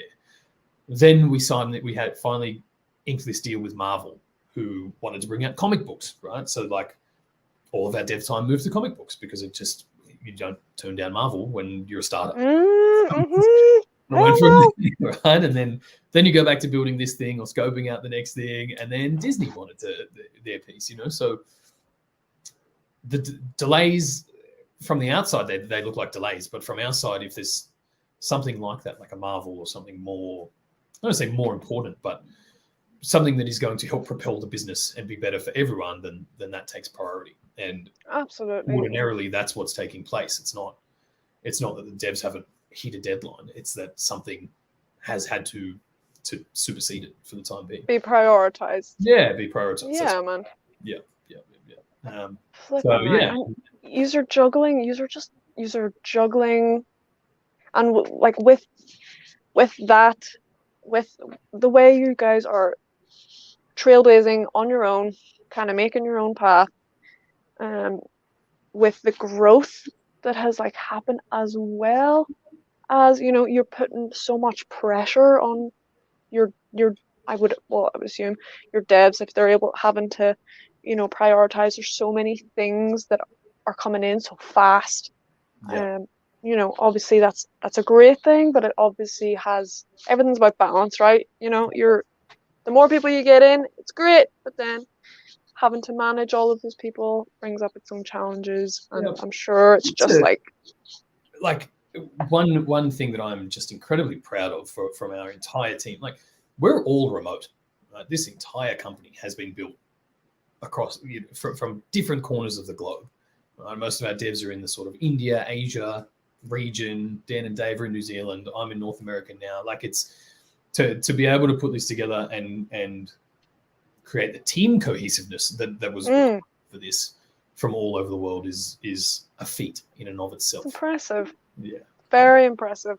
And you guys are I think you guys are paving the way for that kind of attitude as well. Like, that was something that I sort of spoke to you about when we first sort of connected back months ago, about the idea of working remotely and me doing YouTube and like trying to, and I couldn't wrap my head around, you know, maybe having a job where it's all internet based, you know, you're connecting with people via the internet and having meetings and all of this stuff. But you guys again are like showing that it is totally possible.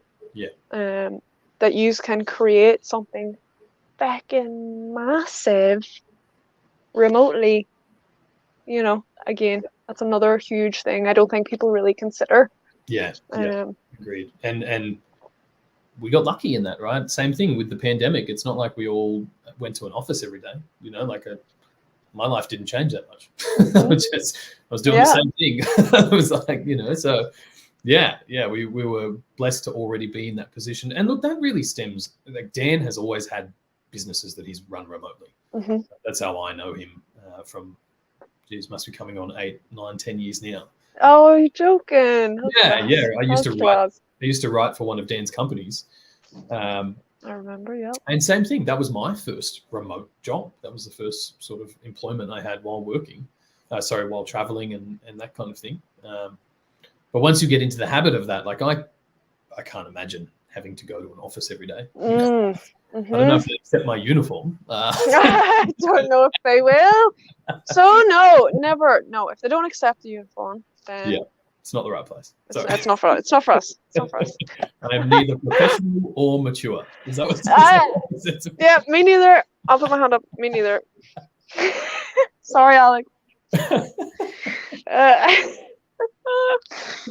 Man, it's crazy. It's incredible, man. It is crazy. It's Yeah, it's exciting. It's exciting, right? And crypto is exciting. All of the fundamental use cases and change that alone can bring, you know. And then we've just digitized pop culture, like to see that really translate. And I think that's a big part of the fam and the streams and the conversations that happen, right? It's all part of our intrinsic culture to communicate with each other. And I mean, that's what collectibles are, right? They're an expression of your fandom. Your identity, man. They're a communication, totally. Right? You know, so to bring that together is crazy to see too. It's cool, man. It is cool, and it's exciting to think how it's going to evolve even more in the next 12, like from what it has managed to become, you know, in a way that nobody ever really imagined. I know I had no clue that this was going to turn into what it has since March. Since freaking March, dude. It is just, it's amazing. And again, like everyone is always saying, it's just the tip of the iceberg, but it really is. It really is, right? Like, it really is. This isn't just we're not just building a product, like it's an industry. The NFT industry has made it, right? It's in the limelight. People know it. People understand it. That was, for everybody who's been building with NFTs for years, that was like step one, you know. Now we can really start to utilize the technologies available to create those experiences that people expect and that we want to deliver, obviously. Heck yes, man. And you're doing a great job. Yeah. Well, look, You're doing a great job at it. There's always room for improvement, and I know Alex That's and I will it. happily put our hands up for that. There is that, and but this is new too, right? But building a community, like knowing your customer, rather than just appeasing a piece of data, right? For a traditional product, like it's not. I truly believe that communities and being able to facilitate and build these things are going to be one of the pillars of the modern business. Right? That is the level of interaction and communication that people truly expect, right? And so that in and of itself is a journey for all of us, right? To go through this. I've said this before, but it was only, I think it was April last year that I actually took my first interview. And yeah, I remember. To go from that, I mean, even within a couple of months, I felt to this, like, pretty insane. To this, to being super nervous and talking to Alcan and having talking to these crazy business folks tonight, speaking to a random chick in Ireland in your fucking sunglasses and dressing up. Enjoy these Oh man, it's incredible, Rhys, and it's exciting beyond belief. Like VeVe has come out of my mouth every day, 100 times a day for like 12 months, and I'm sure I'm not alone in that fact. It's become, and the community like that, and for me, the community has given back so much more than I have put out, in the past 12 months. Like they have just like solidified their identity in the world, and now starting, like we all came because of VeVe, but now we're at that point where we really know characters and like you say, expressing yourself with music and the collectibles you like, but bringing in stories about your culture and your family, and we're like getting to know each other on way different levels, and this is still only a 2D audio platform. Yeah, exactly. So exactly right. I mean, you literally run your own show every week. Right? The class, and don't AMA on the side. Like, back in the class, don't AMA. Yeah. Boltaholics, the Spanish community. We've got like all of the spaces that are the Discord chats, the clubhouses over there. Yeah. It's and it's like it's nuts. It's humbling. It's so humbling. Yeah, man. Yeah. These conversations take place and form these friendships, and like for a lot of these, I still don't know people outside of their profile picture or their or anything like that. But I know about you, and I know your voice, and I could recognize that if I heard it. That's an incredible part of the journey. Man. Yeah, that's super cool. It took hold, and now, like shout out to all of you who create these spaces and hold space for people. You're not just opening a Twitter space. You're creating a safe environment for people to hang out, and nothing is more welcoming to new people than that, right? And I love seeing those stories of like, I tuned into these spaces and I just sat in the crowd for the first few weeks and all of that, and then you hear people as they get up and they're a bit nervous because it's like you're on stage, but like it's like you're in front of people. And then within weeks, they're the ones like running a show and cracking jokes. Shout out to Tash. I just see our Tash. Like she's a perfect example, dude. She came in because shout out to he was in the community, major player in the spaces. Tash didn't really know that's girlfriend. Didn't really know the crack with VeVe or anything, and then it was the marathon spaces. She jumped in, got up on speaker, and hasn't left the speaker spot since that marathon, which was months ago. So she has become this staple voice, along with so many other women, Nikki, Boobs, True. It's just amazing. It's amazing. Yeah. It's amazing to see.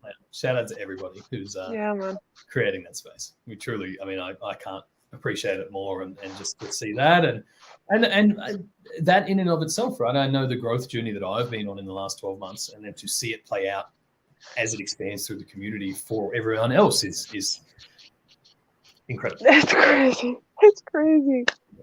It's nuts, dude. But here, we've nearly been talking. I was like, we're not gonna need 2 hours. We're like, we're nearly 15 minutes away. But I have a couple of questions inspired by our Sarah Jane, from the Women of VeVe stream. Heck yes. And before I go any further, are you going to be having a wee chat with the Women of VeVe, I believe, in a couple of weeks or coming up? Yeah. I think they were hoping in the to wait future. until we were releasing some of the Artist Alley. Okay. Stuff. But Okay. I'm more than happy to jump in. Okay, yes, heck yes, because we need you in there. We need you on there for a chat. That would be incredible. Let's do it. Heck yes. But Sarah, I'm kind of taking your quick fire questions, mixing them with my my W5 who, what, where, when, and why questions. So these are just random. I just kind of came up with these before we got on. But okay, so for who have you seen around you, like in the IRLs, get excited about VeVe? Have you got anybody like onboarded that is in your IRL that's like super pumped and like us about it? Yeah, so perfect example is where I live. I lived in the same place about 8 years ago, right? And up in the mountains in Canada, and I still have a good group of friends here. And we've been friends throughout the time since I left. I've come back a few times. And I remember the last time I was here a couple of years ago, I was trying to explain NFTs, trying to explain VeVe, right? And of course, no one got it. Shut up, Rhys, just another harebrained scheme, whatever, like the usual things you get from friends, right? Yeah.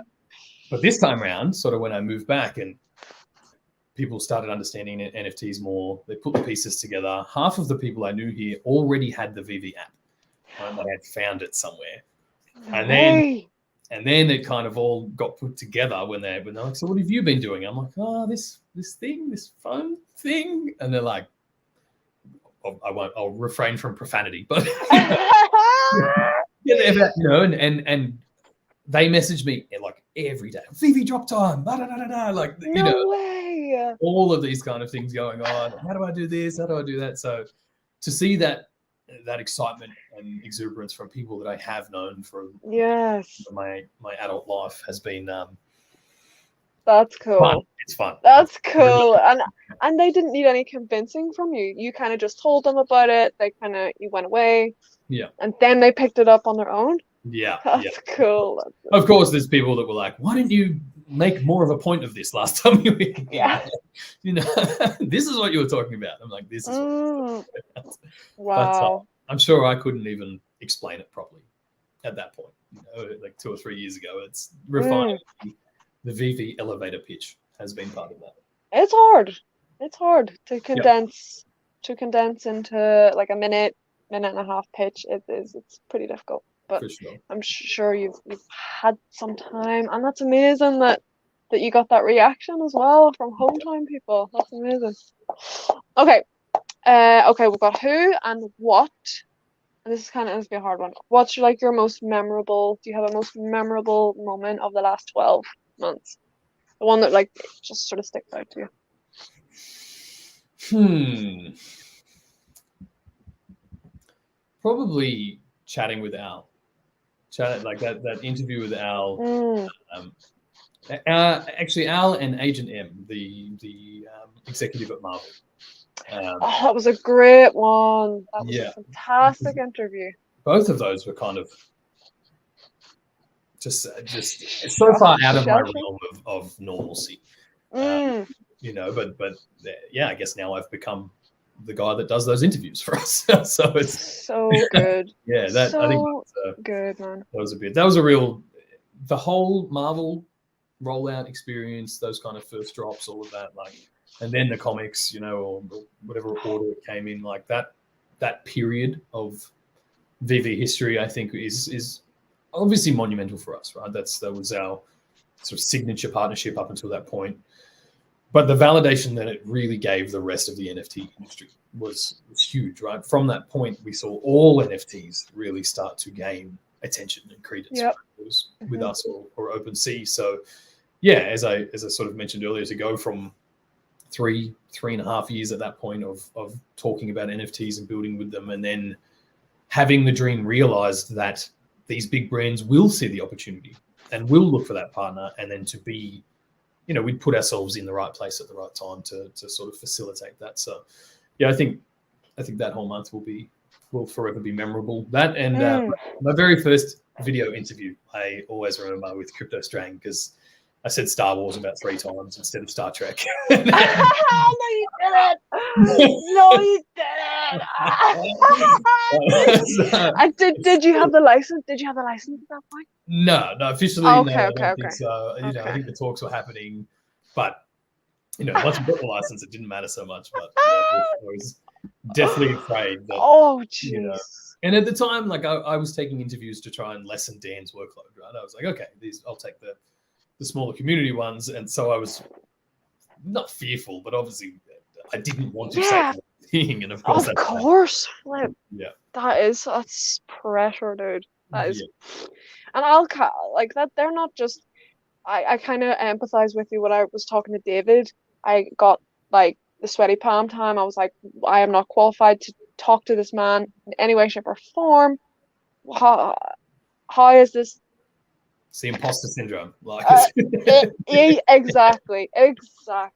Yeah. But you've come so far from feeling nervous and having your first interview to then talking to the man that created the Western version of freaking Pokemon and the art director of Marvel. Like, it just happened. Insane. I need to show you. Like, I haven't been able to be expressing but yeah, absolutely insane. Yeah, 100%. Bonkers. Hey, I could just see a couple of comments. I've seen the Trevor ones. Trevor has moved on, Finn. If anyone hasn't kind of put that together yet, he's looking for his own projects. We've brought on a couple of new and incredibly experienced art directors, and we'll try to intro them to you in the next few weeks. But yeah, interesting. Best of luck to them. Oh, excellent! Yes, absolutely, and best of luck, and whatever he goes on to work on is he's actually incredible. He is working on his own NFT gaming project. I think going from gaming to our NFTs and back again. So I think we'll see more from Trevor. Excellent. Yeah. Excellent. Yes, they're not. I feel like people in the NFT space are never going to go, too far away from each other, because that interoperability, that's what everyone is looking for, down the line. So yeah, I think there'll be that spreading out, but then eventually that cohesiveness of everybody coming together, down the line for sure. Okay, next, where do you think? Where do you think Ecomi VeVe will be numbers wise? Speculation, imagination, obviously. Complete speculation. Yeah. Speculation and imagination, but yeah, next 12. What do you reckon? If the current adoption and trajectory continues, I think we have at least 10 million users by the end of the year. Shut up! No way. I mean, no way. 200,000 a week ish. That's likely to increase the way that these adoption scales happen. I don't think it's unreasonable to expect sort of. I mean, we're almost bringing in a million new accounts a month at the moment, anyway. Right? So 10 million. Yeah, Dude, I wouldn't be surprised. Now, obviously, speculation happen that can stifle that, or lead to even bigger growth, right? But the companies that we're partnered with, we didn't sign partnerships for one NFT release, right? We have signed multi-year co-marketing, new product like rollouts, and we're the digital product partner for those rollouts. So every one of those generates the media attention. Everyone in the fam at the moment probably knows already that we have Rogers and Cohen are our PR partners, and they work with the Hasbros and McDonald's and the biggest artists people in the world. So we've already we've truly got the pieces in place for that kind of mass scale. Crazy. The Like, craziest thing to me is when Go you look ahead. at the rankings of the App Store rankings, and the user base, and you've got like whatever's first, say Disney Plus and 100 million users, and Crunchyroll and 100 million users, and then like VeVe, 500,000 users or something like that. So like if everything remains equal and continues and all of this stuff, and obviously from a product point of view, we're going to bring out new product types, new interactions, new experiences. New. Lots Lots of newness. Yeah. Yeah. Because you have to continue layering on the experience, or it becomes a bit stale, right? And Agreed. The game of VeVe at the moment is really the marketplace, right? You try the drops, you play the game in the marketplace, try and get your collectibles. But once these other incentivization mechanisms come in, all of this kind of stuff, that's my guess, around 10 million. I remember saying that there's no back in the day. That's not even a thing. But I was like, could this do TikTok numbers? Could this be, how we saw TikTok? Just like, it was so weird and so it's like that concept that people just don't quite click onto or understand. Mm-hmm. But then once one domino falls and another, then it can just flip a switch. And TikTok was like, I can't even remember the numbers, but the growth on that was absolutely insane. And the sentiment switched really quick as well. Yeah. People thought it was so weird and childish and everything. And then everybody is on that thing now. Yeah. Everybody. And I'm not saying that this is what we're doing, but say like on TikTok or Snapchat, you have Snapchat filters, right? This is something that people have always kind of asked about. Like, well, say you can now buy a limited edition Superman cape, but you can wear it as part of a filter in your Snapchat or something like that, right? Or you have like an mask that you can now, like it's not just a filter that's swiping through. It's like you can swipe through items that you own. So you're not just customizing an avatar in the metaverse, you're customizing yourself as an avatar in the real world. When you see those kind of integrations start happening, no doubt will come at some point. I mean, that's real kind of mainstream awareness grows, at least. But look, the same way as when we all started with VeVe, I went out and told 5 friends, you went out and told 5 friends, those 5 friends told 10 friends, and it blows out from there. That's why we're seeing that kind of adoption that we're seeing at the moment, and that's still without any actual marketing. Right. Sorry, Alex, don't kill me. Right? Sorry, Alex. We do our internal, we do our community marketing and stuff, but like we're not out there like VeVe's not on billboards, right? We're not. Yeah, it's not going with the old school advertising models or anything like that. Yeah, right. The growth of this has come from this pillar of our community, and that growth is exponential, right, and limitless. If people are still enjoying it, if people are getting the collectibles they like and having fun with all of those experiences, of course you're going to tell people about it, right? Because it's something you want people to know about. Totally. Yeah, I'd say that. Where do you think we'll be by the end of the year? Oh my God. I don't know. I'm gonna say half. I'm gonna say 5. No, we'll make a bet. You say 10, I say 5. Okay. Cool. Done. Well, bet a cup of tea on it. Yep. Okay. Because because I said that back in the day, and if the TikTok effect happens, then there's no telling where this is going to end up. Like, I don't even know the downloads or the user retention for TikTok or anything, but I can imagine it's up there. Yeah. And if it's anything like what they've done, and you guys have so much more to come, and that you're already offering in comparison to so many other platforms. I don't know. It's scary to think about. It's scary to think about. Nervous,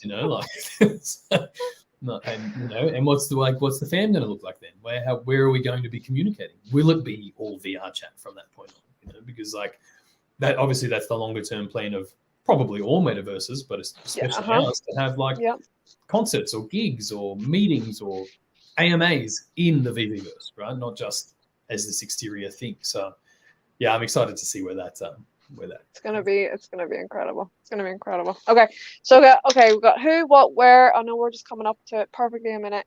Okay, why?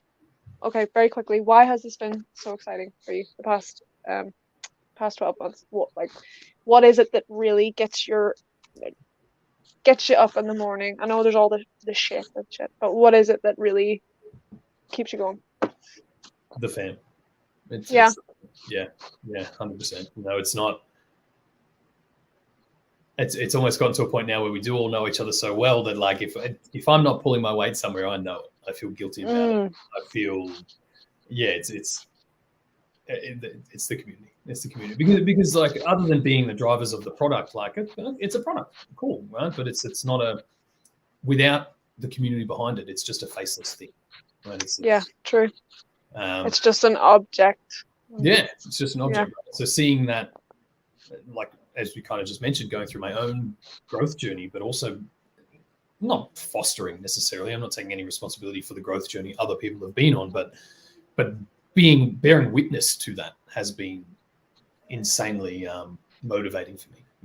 Satisfying, and seeing people. I mean, yourself included. Coming out of your shell and not knowing anything about this industry or crypto or anything, and then to go from that to running your own show on a Tuesday night that is the highlight of the week for a lot of us. It's that to me has been that's my why.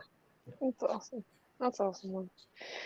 Okay, so we've had who, what, where, and why, and the only one remaining is when. When.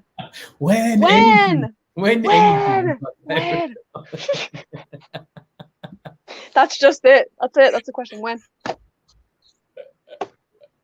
Tomorrow. Oh, sweet. Done. Rhys, this has been freaking incredible. I don't know why I was nervous, dude. What was I thinking? Nah. I don't know why I was nervous, but you this had your was pre-bathroom break. You're fine. Yes, I did.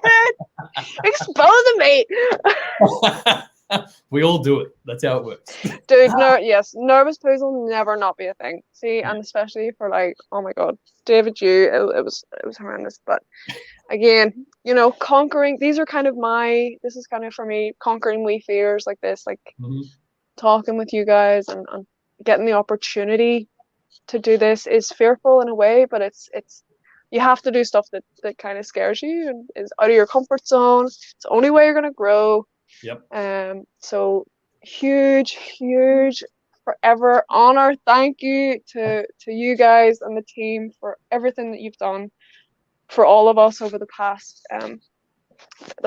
year. It's been incredible, and can't wait to see what happens in the next 12 months, dude. Yeah. We'll touch base again, I'm sure, throughout the year. But, of course. Yes, we can't be leaving it this long. No.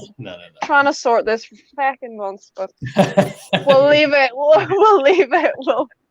We'll get it. We'll get it sorted for next. Yeah. Do you want any closing thoughts? Just huge appreciation to you. I mean, you are the mother of our community at the moment, and you hold down those Twitter spaces like no one else. So just for putting that on and continuing to bring people together and being a light in the community is so much appreciation to you, to everybody who's here today. I mean, recognize all the names, and it's so awesome to see everybody who's been with us on this journey. And I can't be more thankful to all of you for all the support, especially in the times when the FUD gets heavy. It can be pretty hard to bear, and knowing that you guys are out there supporting us is, it means the world. It truly does. Heck yes, man. I know that we'll always be here. Like, there's so many people. Just know that the spaces, the Discord, the YouTubes, there are so many people fighting your corner, and that believe in the vision that you guys have. It's definitely a vision that a lot of us share. And we will definitely, hold that into the future. And as we continue forward, that's it. We'll do it together. We'll do it together.